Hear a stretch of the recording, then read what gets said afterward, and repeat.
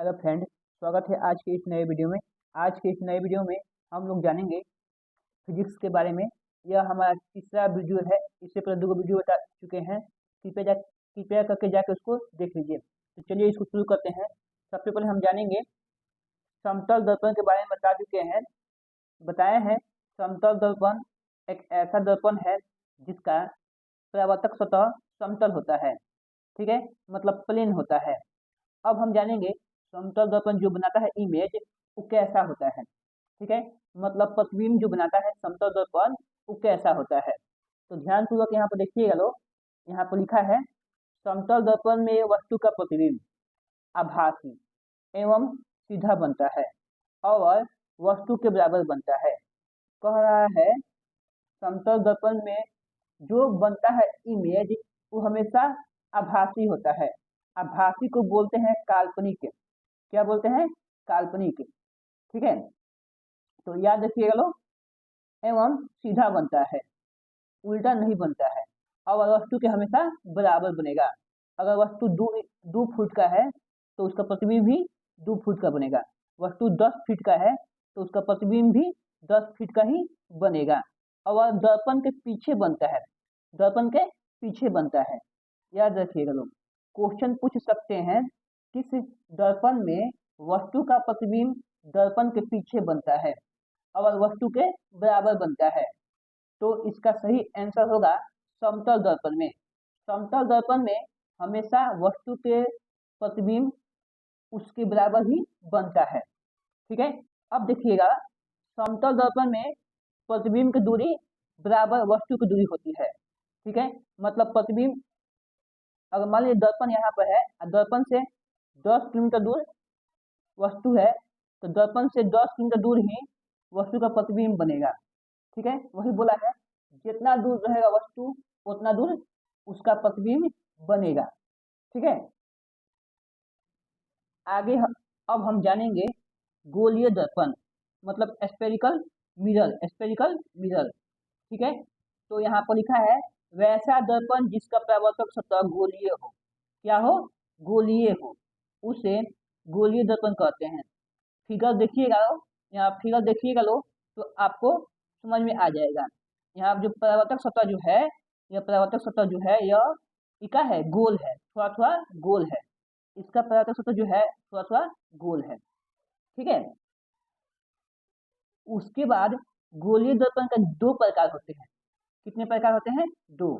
ठीक है, पहला प्रकार होते हैं अवतल दर्पण, मतलब कॉनकेव मिरर। Concave mirror. दूसरा प्रकार होता है उत्तल दर्पण, मतलब कॉन्वेक्स मिरर। ठीक है, अब देखिएगा लोग, क्वेश्चन देखिएगा ध्यान पूर्वक, तब आपको समझ में आएगा। सबसे पहले हम जानेंगे अवतल दर्पण किसे कहते हैं। अवतल दर्पण किसे कहते हैं? यहाँ पर लिखा गया है वैसा दर्पण जिसका ऊपर वाले ठीक है भाग को कलई किया गया हो, मतलब पेंट किया गया हो। क्या किया गया हो? पेंट। ठीक है, उसे अवतल दर्पण कहते हैं। ठीक है, ठीक है। वैसे ही उत्तल दर्पण में नीचे वाला भाग को कलई किया जाता है। कलई किया जाता है, मतलब पेंट किया जाता है। इसमें छात्रों को बहुत दिक्कत होता है, मतलब बहुत कंफ्यूजन होता है। इस कंफ्यूजन को दूर करने के लिए हम आपको बताते हैं उपाय। यहाँ पर लिखा है अवतल, इसमें 4 गो अक्षर हैं।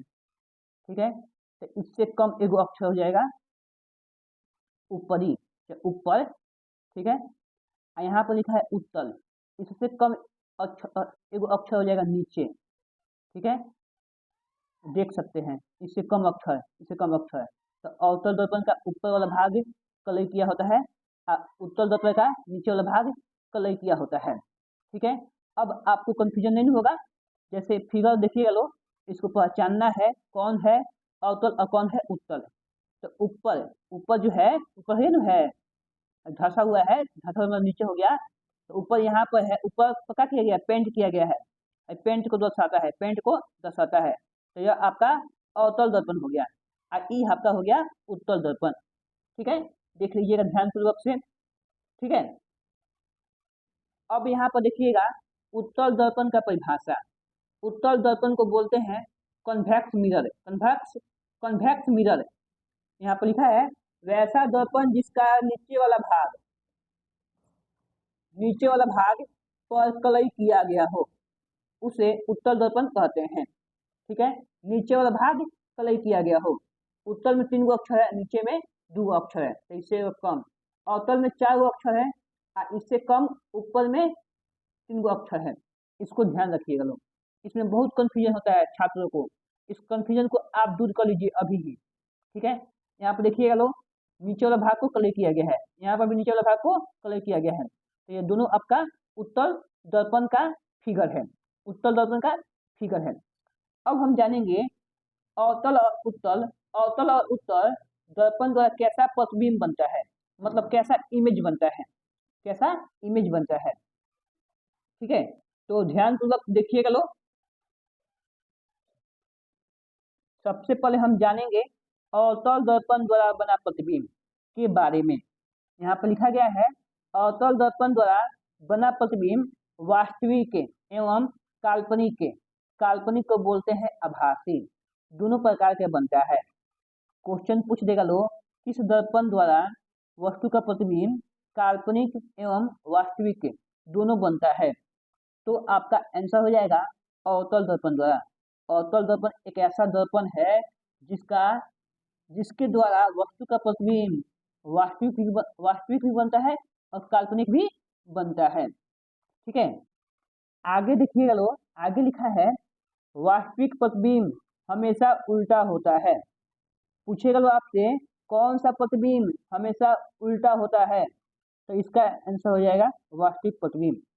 वास्तविक प्रतिबिंब हमेशा उल्टा होता है, इसे पर्दे पर उतारा जा सकता है, मतलब वास्तविक प्रतिबिंब को पर्दे पर उतारा जा सकता है। ठीक है, आपसे सवाल पूछेगा लोग कि किस प्रतिबिंब को पर्दे पर उतारा जा सकता है, तो इसका आंसर हो जाएगा वास्तविक प्रतिबिंब को पर्दे पर उतारा जा सकता है। आगे देखिएगा लोग, काल्पनिक प्रतिबिंब हमेशा सीधा होता है। पूछेगा लोग कौन सा प्रतिबिंब हमेशा सीधा होता है, तो इसका आंसर हो जाएगा काल्पनिक।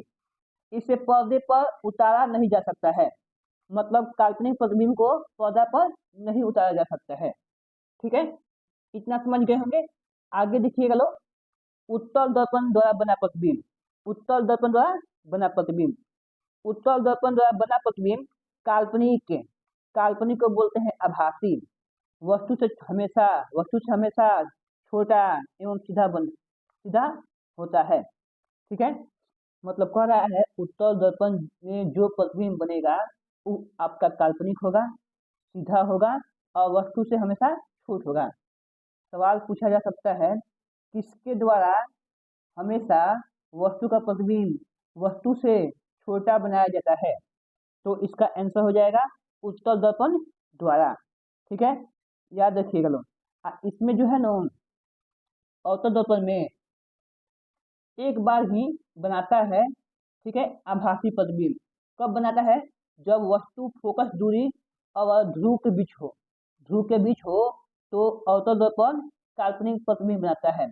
अगर इसके बीच में नहीं है तो हमेशा वास्तविक प्रतिबिंब बनाता है। ठीक है, तो सवाल पूछ सकता है कि अवतल दर्पण कब कब काल्पनिक प्रतिबिंब बनाता है, तो इसका आंसर हो जाएगा जब वस्तु फोकस दूरी एवं ध्रुव के बीच हो। आगे हम पढ़ेंगे फोकस दूरी और ध्रुव के बारे में, फोकस दूरी और ध्रुव के बारे में आगे हम पढ़ेंगे। ठीक है, तो आपको और आगे समझ में अच्छा से आ जाएगा।